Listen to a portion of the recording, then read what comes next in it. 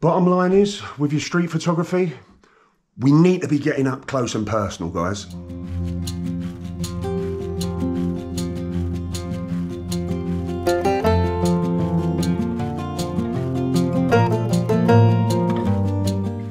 I think it was Frank Capra who said, if your photographs aren't good enough, then you're not close enough. I remember seeing the film The Bang Bang Club, which is a film basically that chronicles, I think it's 4 photographers in South Africa during the transition from apartheid. And there was a scene in that where one of the photographers, who's a new guy, basically is shooting the stuff with like a long lens, a telephoto lens. And one of the guys, I think it was actually Kevin Carter, who said to him, you can't be shooting that stuff from a distance. You need to get up close, which is kind of really dangerous to do that, right, in a war zone. Why do that? Like, why getting close? Like, what's the purpose of that? Why getting close when you can kind of shoot it from a distance?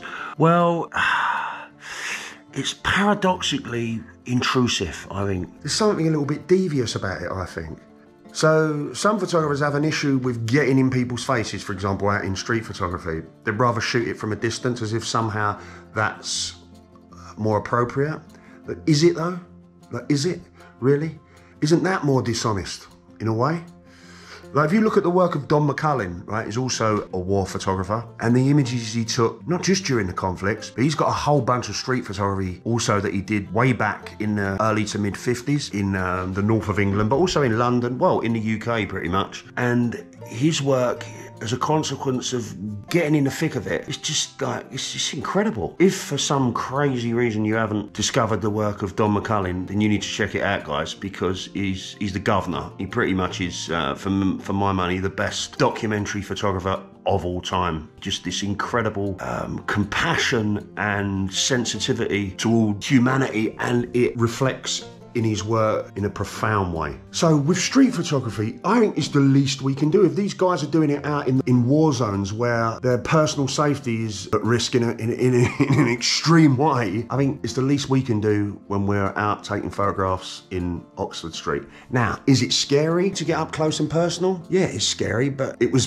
damn scary for them guys, right? So I've spoke about this in previous videos. For me, it's about kind of being with that fear and using it as a guide. And we can only do that when we have an awareness of it. If we're not aware of it, then we're on autopilot. Fear's kind of running the show. So when you're out with your camera and you're shooting, kind of monitor how you're feeling. It's like, how am I feeling now? Be with that fear, and then you have a choice. You can hang in there. You can get your frames rather than pulling away. So there's a few frames. Just getting up close. This guy here, the toothbrusher, was this guy ultimately was quite a sweet guy. He doesn't look it, right? The first few frames were a bit dicey. He was like kind of proper in my face, and he was like swinging the toothbrush around. He was going to attack me with it at one stage. But then we got into this dialogue, this conversation, which we wouldn't have had if I'd bottled it, right? And I got some pretty damn cool good frames as a consequence.